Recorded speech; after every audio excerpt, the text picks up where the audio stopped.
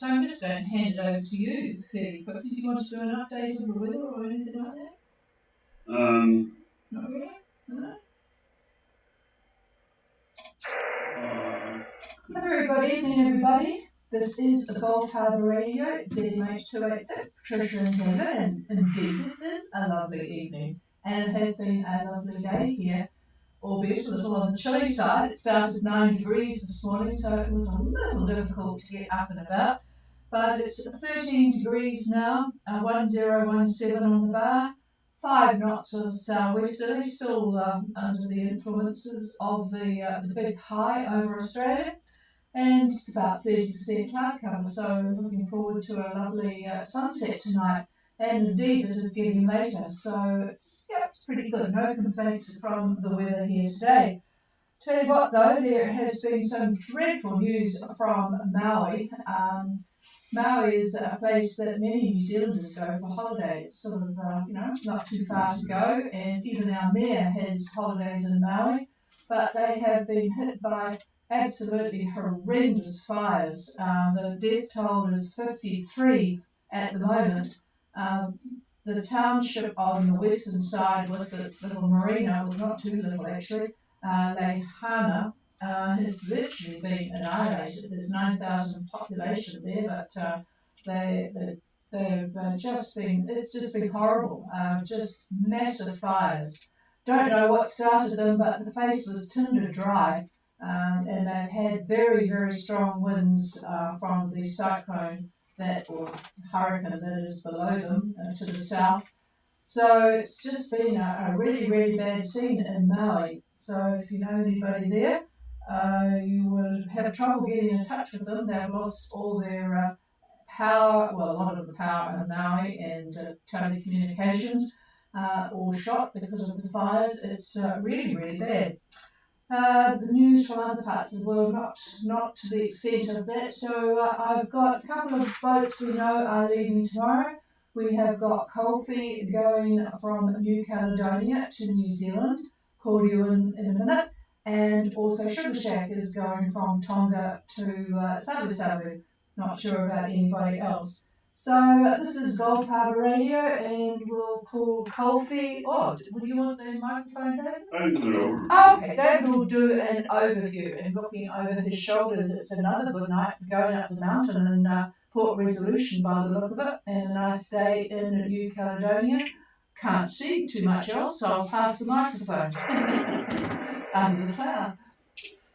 Well, those are the nice areas, but otherwise we have a tremendous amount of activity in the Southwest Pacific.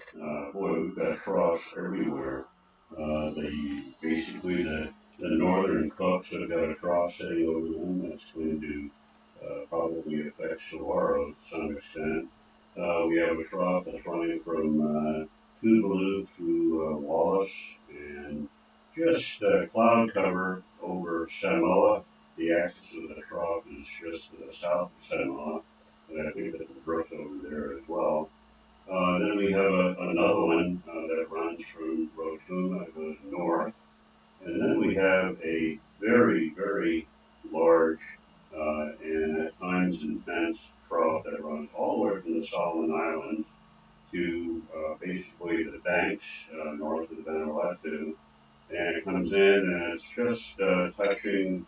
Well, at the moment, it's definitely touching Kandavu in Fiji, and cloud is virtually over most of Fiji, the bulk of it, Fiji Lagoon. I'm looking right now at some swally-looking clouds going through the major pass, and there's cloud also in Vanuatu. It's moving pretty rapidly. And that continues on to Tonga, and Sugar Shack wanting to take off tomorrow from, it sounds like, Laval to Sabu Sabu is going to be very lucky regarding that trough. The bulk of it is probably going to be passing through tonight into tomorrow morning. And I'm looking at possibly about 8 or 9 a.m. for it to blow through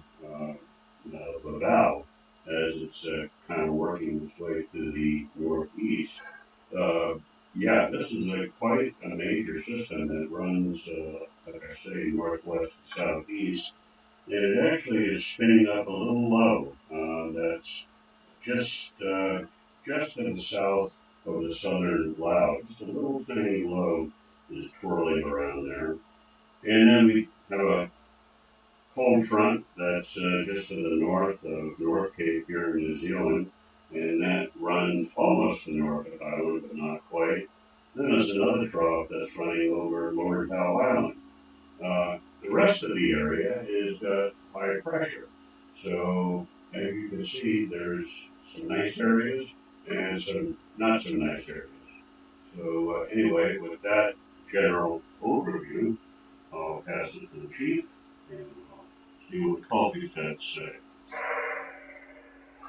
Thank you very much. I will call in Coffee. I was just thinking of the article I read in the paper the other day. It was talking about there seems to be flooding in all parts of the world at the moment, and they were looking at some of the reasons for it. Not just the usual bland, oh, it's global warming, but there were things that have happened in our world. In 2022, for example, new rules came in for the fuel used in shipping. Now, there is, if you've got AIS, you look at all of the major shipping lanes in the world, and there is a lot of shipping, heavy, big stuff going hither and yon, and they had to clean up the fuel that they used, which means that the amount of particulates that they were emitting significantly dropped. And these particulates, of course, are the nuclei for condensation. And so that meant a very big change in the atmosphere. David's absolutely amazed here that I read all this. But, and of course, the other thing of local interest is the Tahunga, whatever it's called, the eruption in Tonga, which also did a lot to change atmospheric conditions. So, yeah, it's interesting when you look back at some of the things that have happened in the world. It's not just the volcanoes and the like, although that last one was, in fact, a volcano under the sea. But, yeah, it's interesting that it's not just humans that are affecting things. It's contributions from all sorts of sources. Anyway, enough of this looking at the past as and its effect on the future. Coffee, Golf Harbour Radio.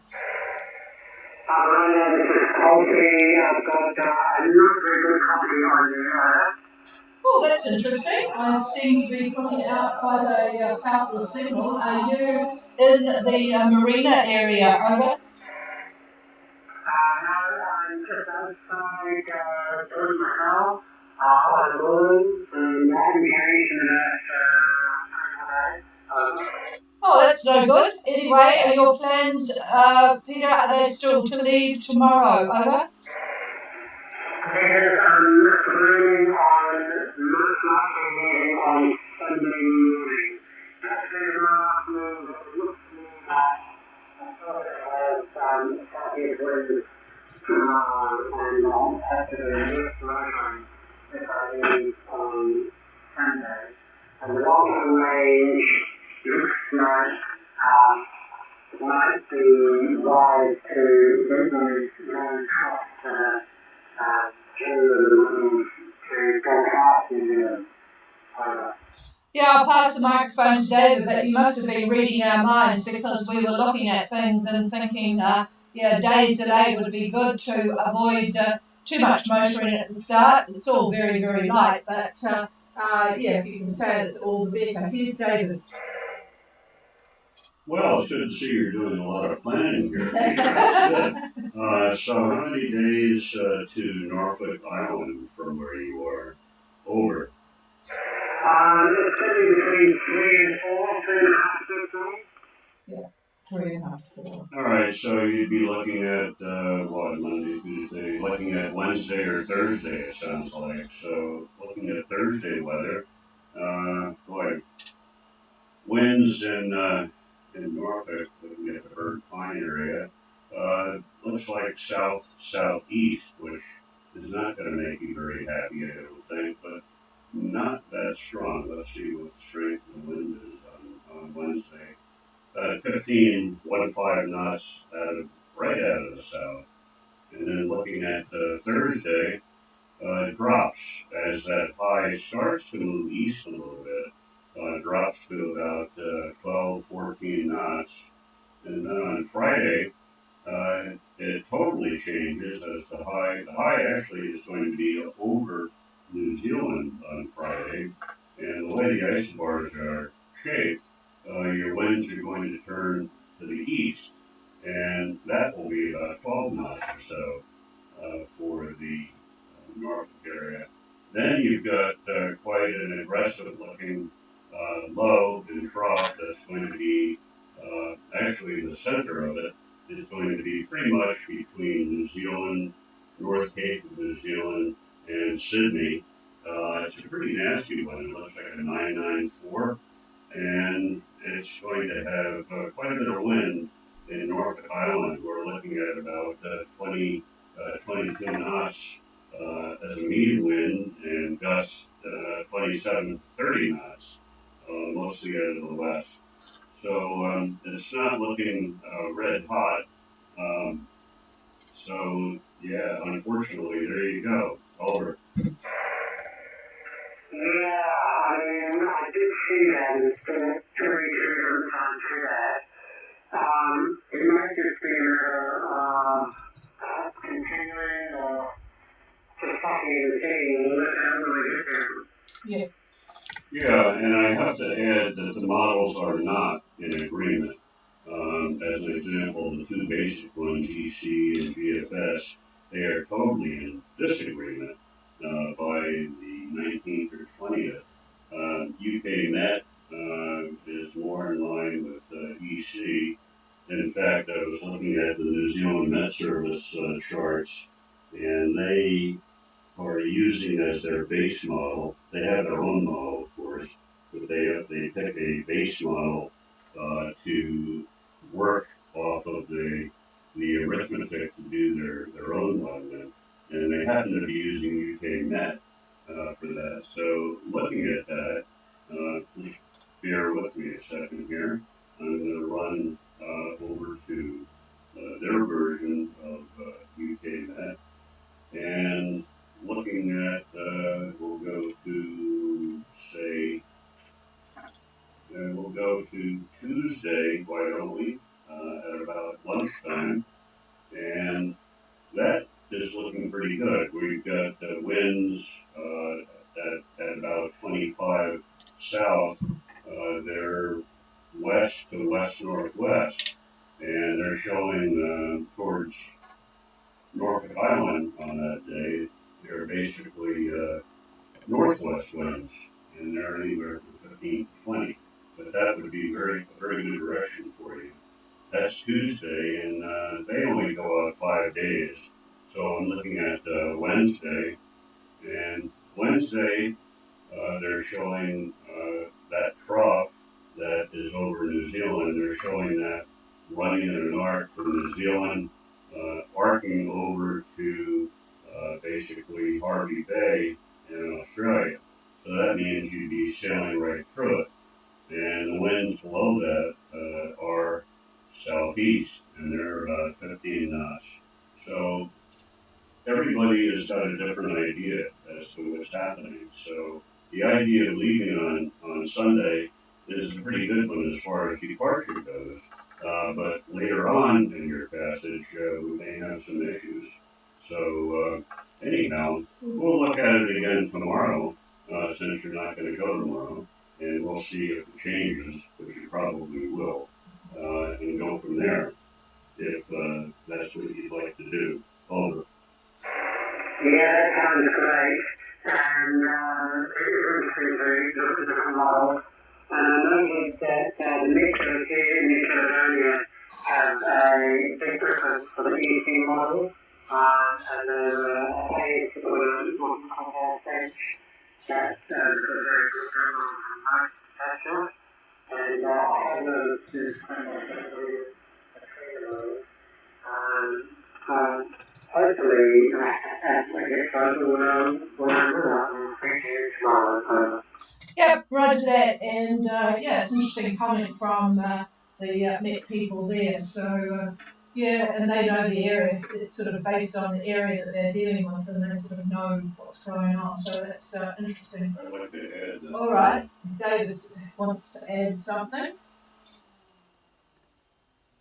No, quite frankly, in the last, well, in the years prior to COVID, I would use the New Caledonia charts for New Caledonia. I'd use them for the southern part of Vanuatu, and I'd also use them to some extent for Fiji because they've got Wallace and Futuna that is part of their forecasting scheme. So when you look at their forecasting for those islands, they pick up, they're close enough to Fiji to be able to see what their thoughts are on that area. And it's a good idea to do that because let's face it, they're in the middle of the tropics and they've been around a long time forecasting weather. So it's good that you're looking at that too. I'll do the same thing for when we talk tomorrow, and we'll see what things look like.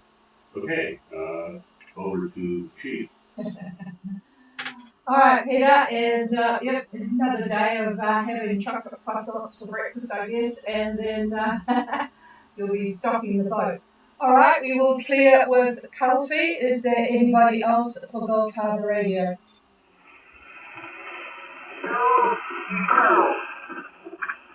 Well, that's a new boat name for me. I didn't quite catch it, but go ahead. Over.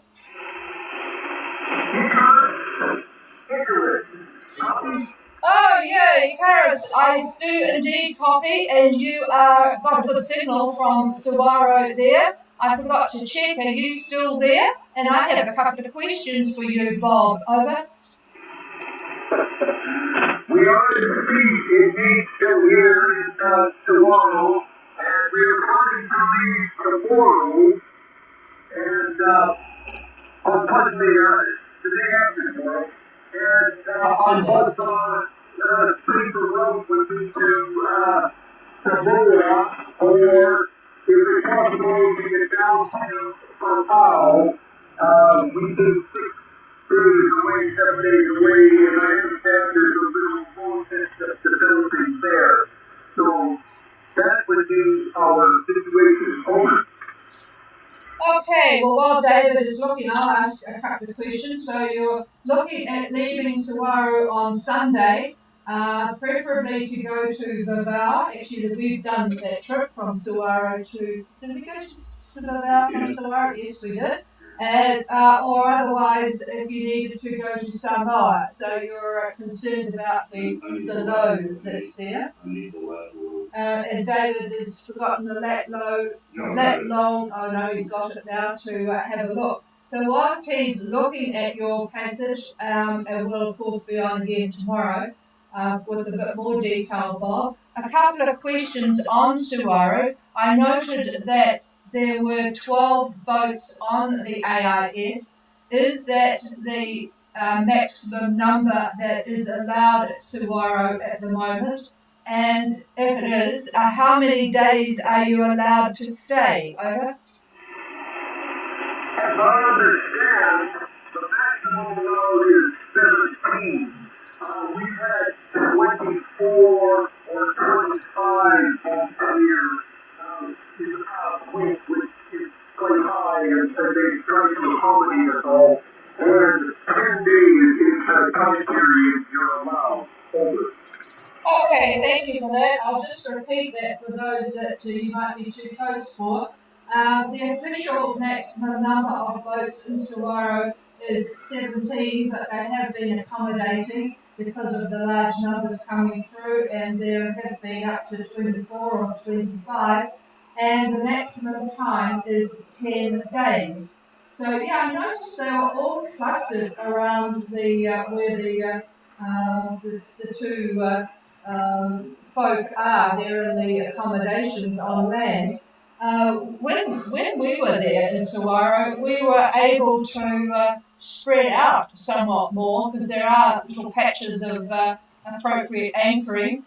Is there quite a limited area where you're allowed to anchor, Bob? Over. It seems to be restricted basically to around race rangers things. I think it's called Anchor Island, if I'm not mistaken. So we are kind of restricted in this area. Certainly in this area, we could accommodate quite a few more folks if they would allow.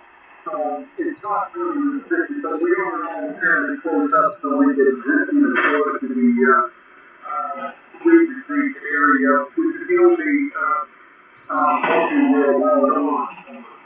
Oh, so that's the only place that you're allowed. So no ambling around, looking at crabs and things at the other places. Yes, well we. Oh, and what about fishing? Because David went spear with his spear gun. Are you able to fish in the lagoon? Over. No fishing in the lagoon. You are people have been going outside to figuring out the passage to spear fishing. We know people have done that, but no fishing in the lagoon. Time seems to be changing for us. Yeah, indeed. Actually, he left his spear gun in the lagoon. He was spear fishing and shot a quite a decent fish, but it went into a rock under a rock, and he couldn't get the fish out. But the fish made very painful noises and attracted some rather large white-tipped sharks. So, Dave, what was it? Rays. And rays. Grey. Oh, grey sharks, grey sharks, right. The grey sharks came first, and then the white tips, and then the black tips. But anyway, the greys came. He rapidly left everything and jumped back into the dinghy, and we watched from the dinghy. It was very interesting. The greys just attacked and smashed into the rock and his spear gun and everything. Bit the shit out. And absolutely bit the spear gun to pieces, really. And then the white tips were sort of on the perimeter of the greys, and then the black tips were behind them. So there was a definite hierarchy of sharks. But so that was the end of David's spear. He never did bother to try and do battle with the local sharks to get it back again. Anyway, here's his comments on your trip. Well, there is some activity that's going to take place down in the Nuku'alofa area about midway, looking at about Thursday the 17th, so 6 days from there. It is not a low per se. It's basically quite a twist in the isobars.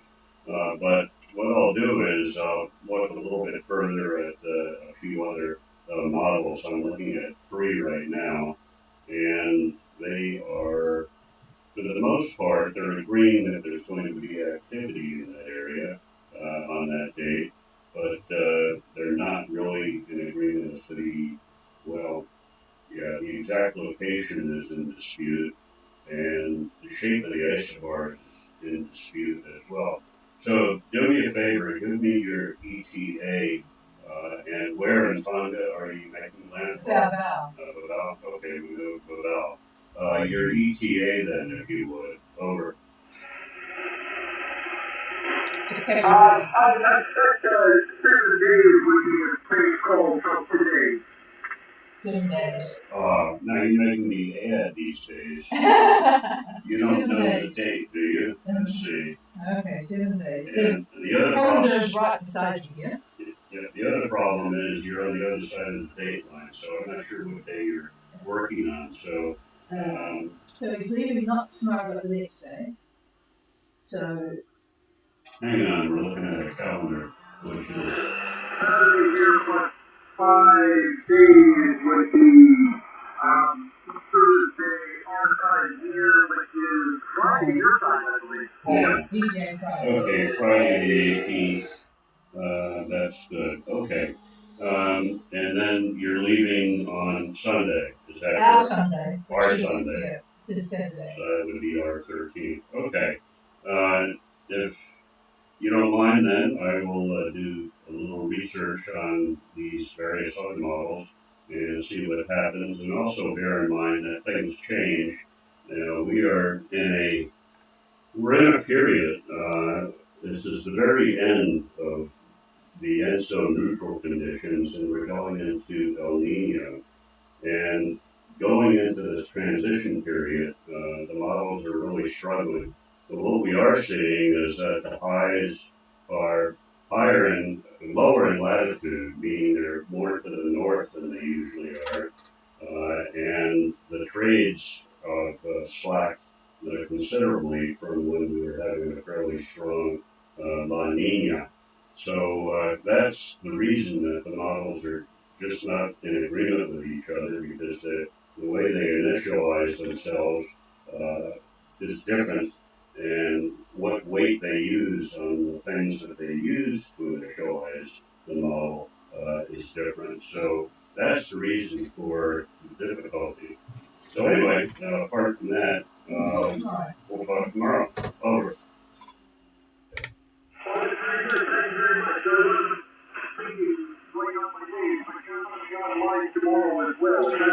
Yes. That's right. We'll be on tomorrow.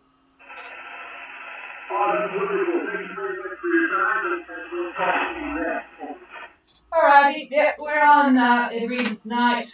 We had hoped to have July and August off, but we found that people were still moving around and leaving New Zealand and coming back or whatever. So we'll be on over the weekend, just briefly if there's not too many people around, and that will be an interesting passage.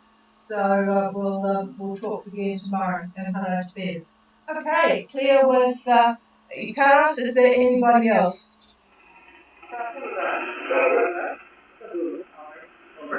Oh, I've got a couple of people there, and was one of them Sugar Shack, over?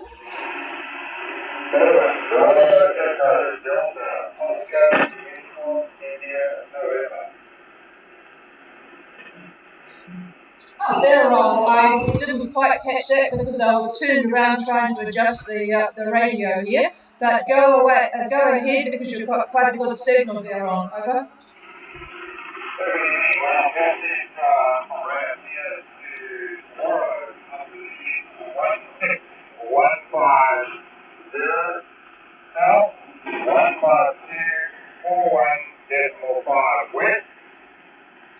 Also down to 287, Edo is down 6.5, wind is 1518 and 1102. I've got good copy on you actually. 1615 south, 15241 west. Course over ground 287. Just clarify whether that's true. I'll put true down unless you say otherwise. 6.5 knots, 15 to 18 knots of wind from about the east-southeast. And is there any cloud cover report?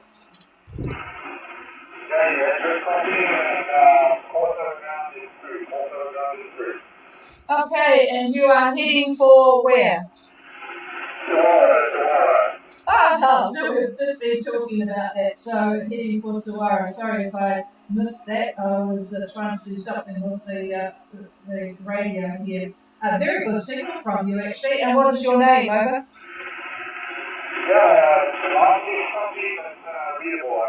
Yep, and your name, please. Your name, over.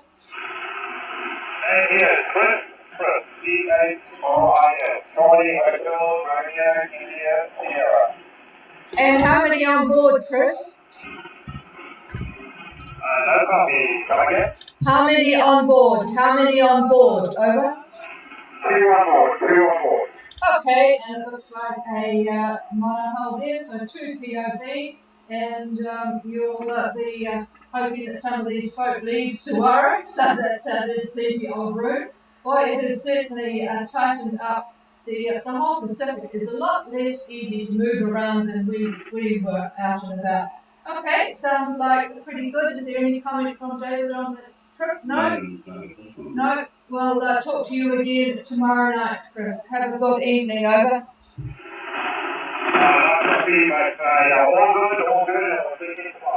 Roger, Roger. Now, there was a lady's voice in behind Chris. Who was that, over?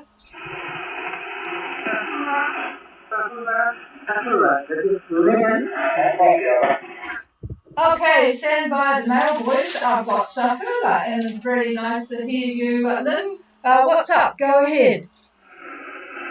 We are at Anchor at Golden Bay in New Caledonia, and all is well to people on board.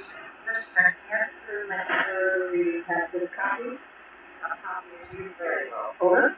Yeah, oh, that's good. Thank you, because Peter was struggling a bit from pneumonia, but good copy on you as well. So I hope you're doing well. Last time we heard from you, you were looking at coming back sooner rather than later. What are the plans now, Lynn? Over. Unfortunately, we cannot extend our visit because we have to go there. Training rules and very easy to hear without visa. So we have to leave this during place on the 2nd of September and feel that a little early to head back to the U.S. so we can start thinking of what Okay, so they are difficult. We have a funny story about that ourselves, which I won't repeat on air. But I interpreted their requirements a little different on their translation thing, and so I was fine because I have a British passport, but David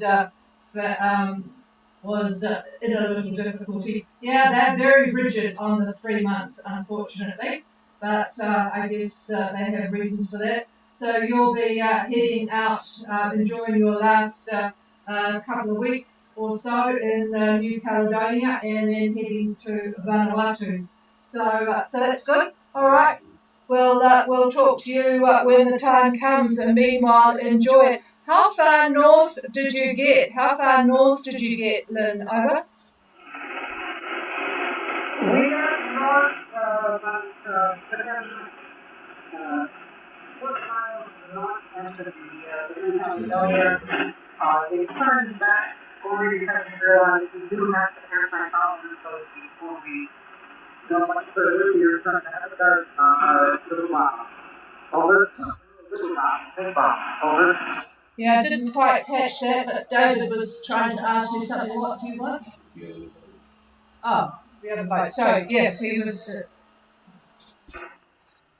Okay, Lynn. All right. Well, we'll wait to hear from you again, and enjoy New Caledonia in the meantime. All right. We'll clear with Sahula and go to the other boat, which I don't know who that was because you doubled. Who was the other boat?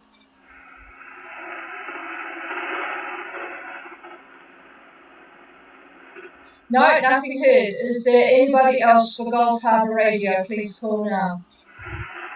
It's just the other phone, repeating. Okay, nothing heard, so we'll leave you all in peace tonight, and we'll go and look at the lovely sunset, and we will be back again tomorrow night, 5:15, usual time, UTC. Have a good evening, everybody. This is Gulf Harbour Radio, clear.